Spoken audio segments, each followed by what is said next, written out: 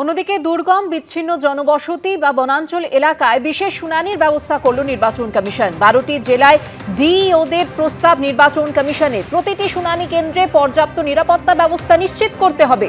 শুনানি যেন সুষ্ঠু ও শৃঙ্খলাপূর্ণভাবে সম্পন্ন হয় সেই দিকে নজর রাখতে হবে। বিকেন্দ্রীভূত শুনানি কেন্দ্রে বাইরের হস্তক্ষেপ বরদাস্ত নয়।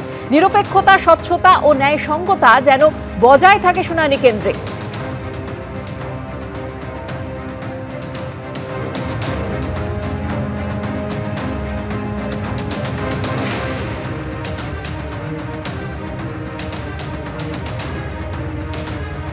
26-এর বিধানসভা ভোটের আগে তৃণমূল ছাড়লেন মৌসম বেনজির নূর। 7 বছর পর ফিরলেন কংগ্রেসে। তৃণমূলের প্রতি বিদ্বেষে নয়, কংগ্রেসের জন্য ভালোবাসাতেই প্রত্যাবর্তন দাবি নেতৃত্বের। যদিও তৃণমূল ত্যাগ নিয়ে কটাক্ষ করতে ছাড়েনি শাসক শিবির। বছর শুরুতেই তৃণমূলে ধাক্কা। 26-এর ভোটের আগে কংগ্রেসে ফিরলেন মৌসম বেনজির নূর।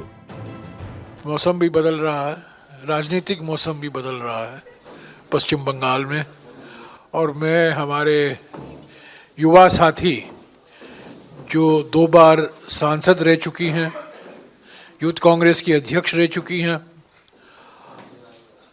मौसम नूर को फिर से कांग्रेस में वापस आने का मैं उनको स्वागत करता हूँ। মেয়াদ শেষের 4 মাস আগেই তৃণমূল ছাড়লেন রাজ্যসভার সাংসদ মৌসম। আমি আজকে তৃণমূল কংগ্রেস থেকে রিজাইন করেছি।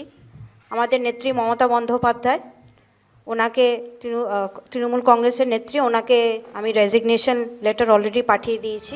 2019 সালে লোকসভা ভোটের ঠিক আগে কংগ্রেস ছেড়ে তৃণমূলে যোগ দিয়েছিলেন উত্তর মালদার সাংসদ মৌসম বেনজির নূর। মৌসমকে তৃণমূলের সাধারণ সম্পাদকের দায়িত্ব দেওয়া হয়, পরে মালদার জেলা সভাপতি করা হয় তাকে। তৃণমূলের রাজ্যসভার সাংসদও হন মৌসম। 2026-এর বিধানসভা ভোটের আগে সেই জানুয়ারি মাসেই তৃণমূল ছেড়ে ফের হাত ধরলেন তিনি। শনিবার দিল্লিতে জয়রাম রমেশ, শুভঙ্কর সরকারদের উপস্থিতিতে কংগ্রেসে যোগ দেন মৌসম বেনজির নূর। তৃণমূল কংগ্রেস থেকে রিজাইন করেছি। ইশাদা যে কথাটা বললেন, পরিবার হিসেবে, বরকত সাহেবের লেগেসির হিসেবে আমরা এই সিদ্ধান্ত নিয়েছি যে আমাদের পরিবার আলাদাভাবে কাজ না করে একসঙ্গে আমরা কংগ্রেসকে মজবুত করার কাজ করব। পাশাপাশি ইঙ্গিতপূর্ণ মন্তব্য করেন মৌসম বেনজির নূর। मुझे लगता है कि बंगाल में भी एक चेंज आना चाहिए। कांग्रेस बहुत सेक्युलर, ओपन माइंडेड पार्टी है। मैं चाहती हूँ कि बंगाल में चेंज आए, परिवर्तन आए, और वो चेंज मुझसे शुरू हो।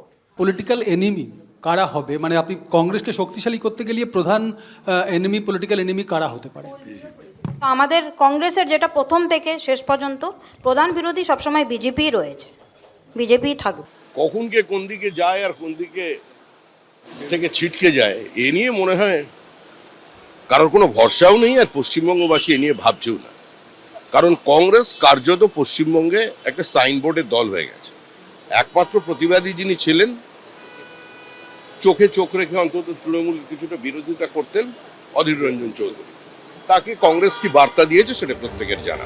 মালদা একসময় কংগ্রেসের গড় বলে পরিচিত ছিল। 2014 লোকসভা নির্বাচনে মালদা উত্তর আসন থেকে কংগ্রেসের টিকিটে জয়ী হয়েছিলেন প্রয়াত কংগ্রেস বিধায়ক রুবি নূরের মেয়ে ও গনি খান চৌধুরীর ভাগ্নি মৌসম বেনজির নূর। কিন্তু 2019-এর লোকসভা ভোটের মুখে সেই মৌসমই যোগ দেন তৃণমূলে। 19-এর লোকসভা ভোটে মালদা উত্তর কেন্দ্র থেকে তৃণমূলের টিকিটে দাঁড়ান মৌসম বেনজির নূর, কিন্তু তিনি জিততে পারেননি। এরপর 24-এর লোকসভা ভোটে টিকিট দেওয়া হয়নি মৌসমকে। 24-এর ভোটে মালদা দক্ষিণ কেন্দ্র থেকে জয়ী হন কংগ্রেসের ঈশা খান চৌধুরী। শনিবার তার উপস্থিতিতেই বোন মৌসম ফিরলেন কংগ্রেসে। एक एक मजबूत ईंट आकर इसमें जुड़ रही है, ये हमारे अज़म को थोड़ा और बेहतर बनाने में काम करेगा। आज के दिन पर हमारा कुल मिलाकर टारगेट है टू स्ट्रेंथन कांग्रेस, जो बंगाल की जनता खुद चाहती है। हम अपने आप को मजबूत करने जा रहे हैं, मजबूत कर रहे हैं। आगे आने वाले वक्तों में किसको हमारी जरूरत होगी, हमें किसकी जरूरत होगी, वो आगे देखा जाएगा। এই গোটা বিষয়টি নিয়ে কোনো মন্তব্য করব না।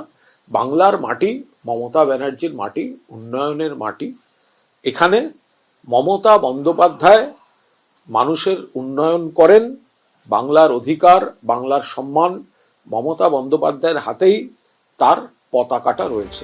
মৌসম বেনজির নূর জানিয়েছেন সোমবার রাজ্যসভার সাংসদ পদ থেকেও পদত্যাগ করবেন তিনি। উজ্জ্বল কুমার, কৃষ্ণেন্দু অধিকারী, এবিপি আনন্দ। চলতি বছরে পশ্চিমবঙ্গে মেগা ফাইট।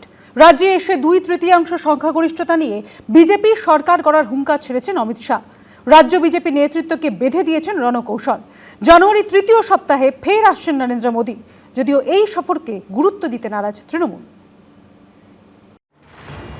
21-এ ফেল করেছে 200 আসন পারের টার্গেট। 26-এর ভোটে কি পূরণ হবে বিজেপির পশ্চিমবঙ্গ জয়ের স্বপ্ন? রাজ্য রাজনীতিতে যখন এই প্রশ্ন ঘুরপাক খাচ্ছে, তখন সম্প্রতি রাজ্যে এসে দলকে টার্গেট বেঁধে দিয়ে গেছেন কেন্দ্রীয় স্বরাষ্ট্রমন্ত্রী অমিত শাহ। बंगाल में 2/3 बहुमत के साथ भारतीय जनता पार्टी की सरकार बनेगी। মমতা বন্দ্যোপাধ্যায়ের তরফেও এসেছে পাল্টা চ্যালেঞ্জ। বলেছেন 2/3 পাবো। দারুণ খেলা হবে এবার, ফাটাফাটি। এবারকার খেলার নাম হবে ফাটাফাটি। 2021-এর বিধানসভা নির্বাচনের আগে নরেন্দ্র মোদী অমিত শাহর স্লোগান ছিল আব কি বার 200 পার, কিংবা 2024-এ 42টি লোকসভা আসনের মধ্যে 30টিতে জেতার ডাক সাফল্যের মুখ দেখেনি। 21-এর বিধানসভা ভোটে 200 আসনের টার্গেট নিলেও বিজেপি পায় 77টি আসন। 2024-এর লোকসভা ভোটে বিজেপি 30 আসনের টার্গেট নিয়ে লড়াইয়ে নামলেও বাস্তবে তাদের আসন 18 থেকে কমে হয়েছে 12। তবে 2024 সালের লোকসভা ভোটের বিধানসভা ভিত্তিক ফল অনুযায়ী তারা এগিয়ে ছিল 90টি আসনে। তবে নভেম্বরে বিহারে এনডিএর জয়ের দিনেই নরেন্দ্র মোদী বুঝিয়ে দিয়েছেন এবার তার টার্গেট পশ্চিমবঙ্গ। আর ডিসেম্বরে রাজ্যে এসে পরিবর্তনের হুঙ্কার ছাড়েন তার ডান হাত অমিত শাহ। मूल समेत तृणमूल कांग्रेस की सरकार को हम उखाड़ कर फेंक देंगे। জিতবে না কচু হবে, জিতবে না ঘেঁচু হবে। 26-এর ভোটের আগে রাজ্যে চলছে এসআইআর প্রক্রিয়া। বিজেপি সূত্রে খবর, অনুপ্রবেশকারী ও ভুয়ো ভোটার বাদ গেলে পশ্চিমবঙ্গের মেগা ফাইটে তারা রাজ্যের শাসক দলকে চ্যালেঞ্জের মুখে ফেলতে পারে বলে আশায় বুক বাঁধছে তারা। इन्होंने मां माटी मानुष का नारा दिया था। माटी घुसपैठिए और माफिया कब्जा कर कर रखे हैं। कितने लोग बांग्लादेशी हैं और कितने लोग रोहिंग्या हैं, जरा इसकी सूची आप सार्वजनिक करें। এই চ্যালেঞ্জ পাল্টা চ্যালেঞ্জের মুখে এলাকায় এলাকায় পথসভা ও মিটিং করে তৃণমূলের দুর্নীতি ও অপশাসনের বিরুদ্ধে জোরদার প্রচারের লক্ষ্য নিয়ে মাঠে নামছে রাজ্য বিজেপির প্রথম সারির নেতারা। এমনটাই খবর বিজেপি সূত্রে। অমিত শাহজি আমাদের টার্গেট বেঁধে দিয়ে গেছেন।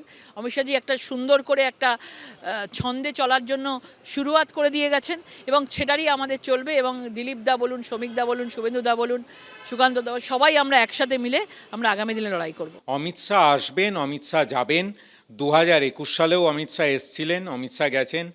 ওনার নেতা নরেন্দ্র মোদী এসেছিলেন, নরেন্দ্র মোদী গেছেন। বাংলার মাটি শক্ত ঘাঁটি, সেখানে বাংলার মানুষ কিন্তু আগামী দিনে সিদ্ধান্ত নেবে এবং মানুষের আশীর্বাদ মমতা বন্দ্যোপাধ্যায় এবং অভিষেক বন্দ্যোপাধ্যায় এর নেতৃত্বে তৃণমূল কংগ্রেসের উপরে আসবে এবং তারাই ক্ষমতায় আসতে চলেছে। অর্থাৎ আমরা চতুর্থবারের জন্য ক্ষমতায় এসে সরকার করতে চলেছি। চলতি মাসে ফের পশ্চিমবঙ্গে আসার কথা প্রধানমন্ত্রীর।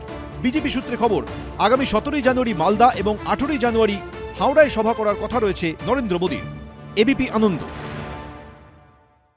এবিপি আনন্দ, এগিয়ে থাকে, এগিয়ে রাখে।